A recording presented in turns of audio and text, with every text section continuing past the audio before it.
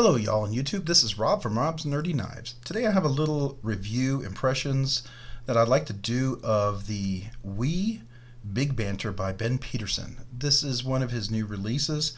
It is a version of the Baby Banter, but just a whole lot bigger and a whole lot cooler.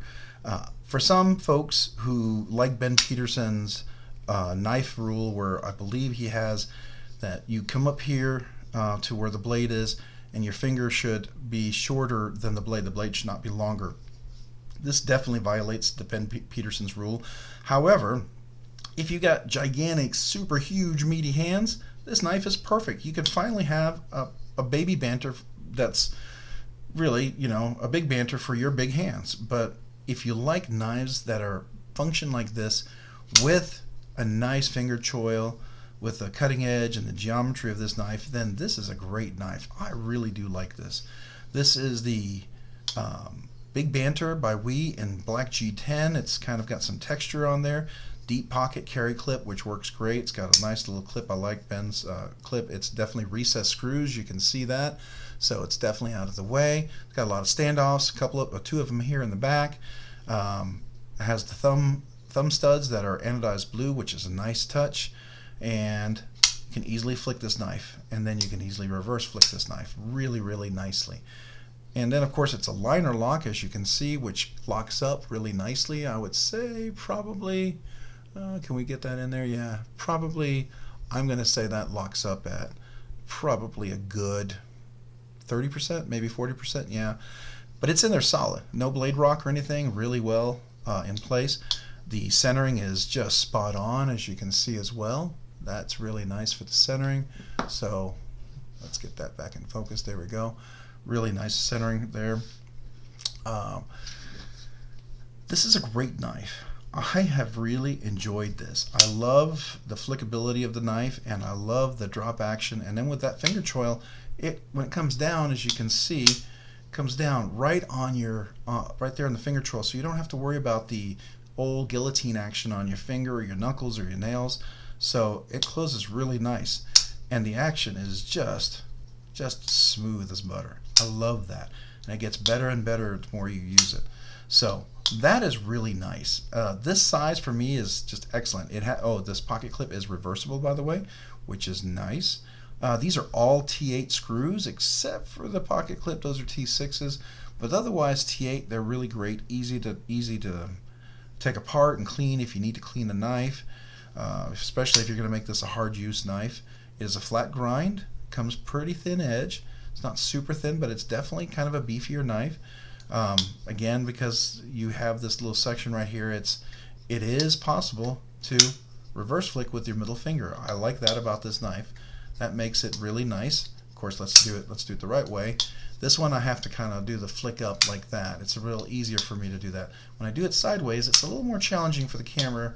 The physics is not how I normally would do it, but it works, and it's certainly easier on the left hand, and really nice because it's a liner lock. Very easy to reverse flick with your left hand as well, so you don't have to worry about any pressure with the detent on the blade to lock it in. So that's really nice. Now it has this little curvature right here. I almost think that this was a miss. You could have made this almost a front flipper. That's all it would have to take, just a little bit and it would be a front flipper. Just have this come up a little bit higher, a little straighter with some jimping on here. That extended all the way. I don't know if we can see that. That extended all the way up here. That would really work nicely maybe for a front flipper. Maybe, I know he had a video recently where he was on with We Knives, and they were talking about what variations what they like, and one of them I suggested having a flipper on the back, because you could easily get a flipper right in here, right? The physics right here would work really well for that to be a flipper, and it wouldn't have to be a gigantic flipper, and the engineering right here with this would just come out here to the very tip, and it would work really well. Front flipper would be nice. Maybe a titanium handles would be really cool. I know he likes practical, inexpensive, usable knives, but it would be nice to have a upscale version of the Banter, because it's just such a nice knife. This is such a great size. I love this knife. Likewise, he can also make it a really inexpensive knife, because this right here is in, I don't know if we can see it. Let's see if we can get it up there for the camera. Can we see that? Yeah, it is CPM. I don't know if I can get that in focus. CPM 20CV steel. So it's a good steel. It's comparable to M390. It's very corrosion resistant, very tough. It holds its edge really well. Relatively easy to sharpen. It's not like sharpening something like 90 CV. That would be really a lot more challenging, or 110 V or CV or whatever that is. Those hold the edge fantastic, but they're much more challenging to sharpen, obviously. So again, a great knife. Let's go ahead and measure a little bit of this knife. Let's see how long the blade is and cutting edge and all that good stuff. We kind of have a little idea here if we line it up with my boxes here. This is going to be, looks like just under 3 3/4 from the tip to the blade handle. So in some states that's definitely over 3 inches, and the edge, the cutting edge, is definitely going to be right at, I would say it's, if we get that right up there, I would say it's definitely right at 3 inches. If you have a 3-inch rule or law, this is right on the edge, and maybe this, you may not want to consider that, but if you don't, great knife. So that's the edge, and the handle itself, we're looking at 4 and I'm gonna say it's just over 4.5 inches. So it's 4 and maybe 9. I don't know, 5, 4 and I want to say 4.5. If we do 16ths, so it would be 9/16 maybe. I don't know. So that's about it, the length there. The whole overall together, again, we're going to be looking at going from tip here. So we're just over 8 1/4, maybe 8 3/16 on this one. So 8 3/16 of inches on the overall length of the knife.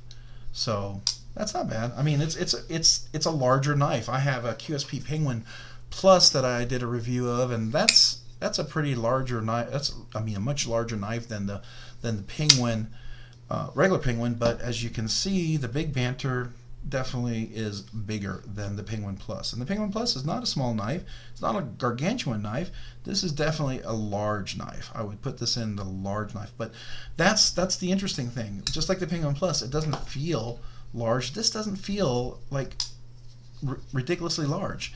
Relatively thin for the size of the knife. You get a great grip. The clip doesn't dig into your hand. It's really easy to grip this knife and hold. It feels very comfortable, especially when you choke up. That's really nice. So you can definitely get up there to do a push cut like that. That's really nice. I really do enjoy that. It's just very comfortable. So let's go ahead and get a little weight measurement on the knife here. See how much this weighs. All right, here we go. Zero it up. Oh, we're in grams again. Likes to reset back to grams for some reason. All right, so here we are, 4.36 ounces. So it's not super heavy, but it's not super light. The ratios aren't perfect if you're into that ratio of weight to the blade length. This is lighter than the QSP Penguin Plus. This was 4.44 inches. So, maybe I didn't zero. Let's just redo that. Let's try it again. All right, 4.35 inches, 4.35. Still not a super light knife. I mean, it's got some weight to it. But as you can see, if you look inside, you can definitely, let's see if we can get some light in there. You can definitely see some milled out steel line.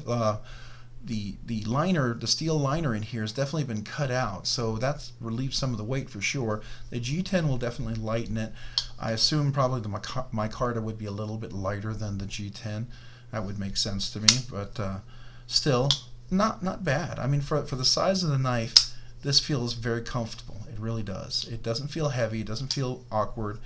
I do know that the center of the blade is going to be probably right back here. Your center is going to be right here. So I guess that makes it feel pretty balanced when you hold it here. And then when you're up here, you're obviously trying to get a little choke cut here, but it feels pretty centered here for balance. So that's nice. I do like that. Let's go ahead and do a little blade stock. Let's compare the blade stock. And by the way, just so you have a comparison. Here's the Big Banter. Here's the Baby Banter. All right, so let's look at the two.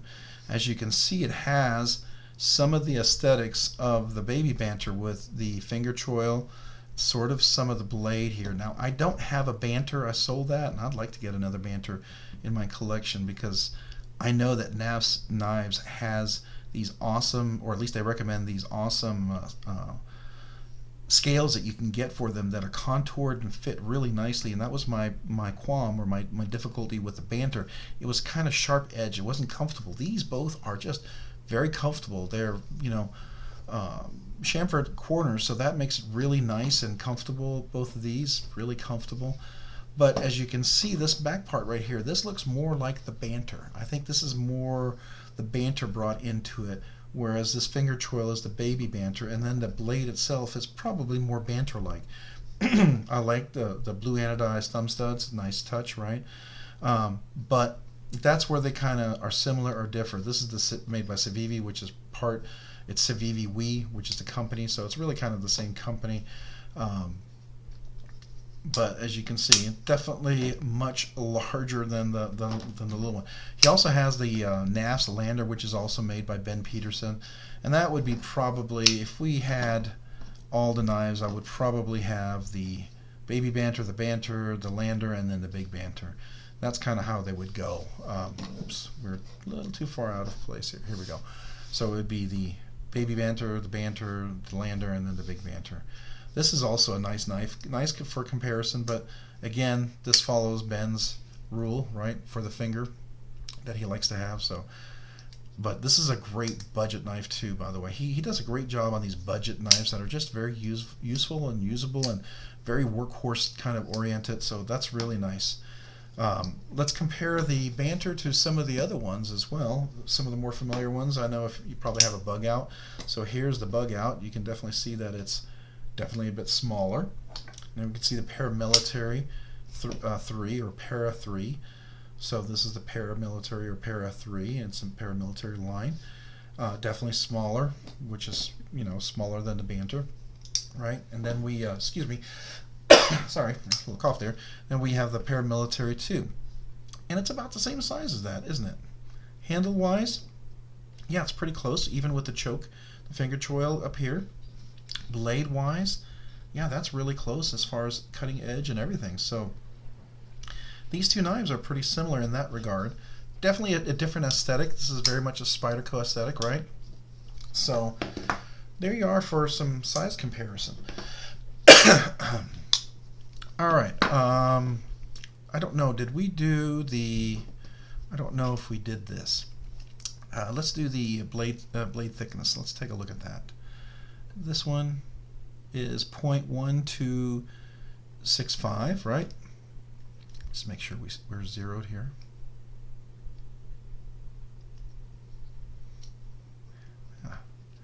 This guy wants to. There we go. Sorry, we're zeroed out.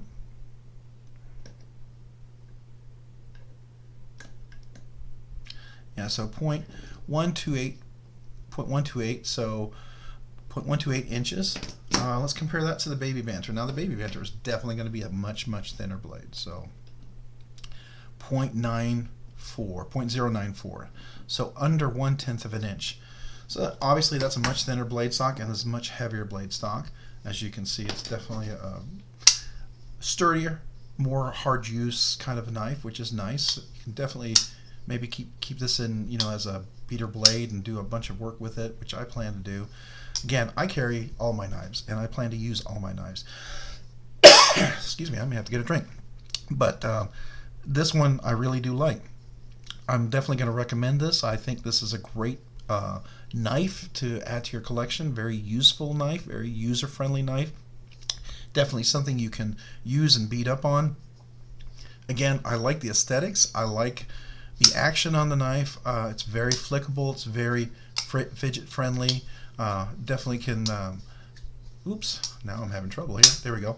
Very fidget-friendly, very flickable, very fun to deploy and close. So if you like a knife that's fidgety, this is definitely that as well. But very useful. I want to recommend this. I do. I'm going to put this in my highly recommended knives, and I hope you will consider this as well. I'm enjoying this knife and will continue to enjoy this knife. And I'm looking forward to whatever Ben Peterson comes out with. If you like this review or this kind of, you know, first impressions or not first impressions, but impressions kind of video that I put together, if you'd consider subscribing or also maybe hitting the like button below, I'd really appreciate that. If you would like to see any other things or me focus on some newer things, or please feel free to comment below. I would love to hear that and get some feedback to improve. I'm a young new YouTube channel and I'm learning, and I would like to improve everything that I do and provide better content that people might find of value. But I enjoy sharing my thoughts and my knife experiences and my perspectives on this, and I hope you do too. And if you like that, maybe also consider following me over on Instagram at robs_nerdy_knives. Again, I really appreciate you checking in, and if you've watched this far, thank you. Have a great day and a great week. Bye.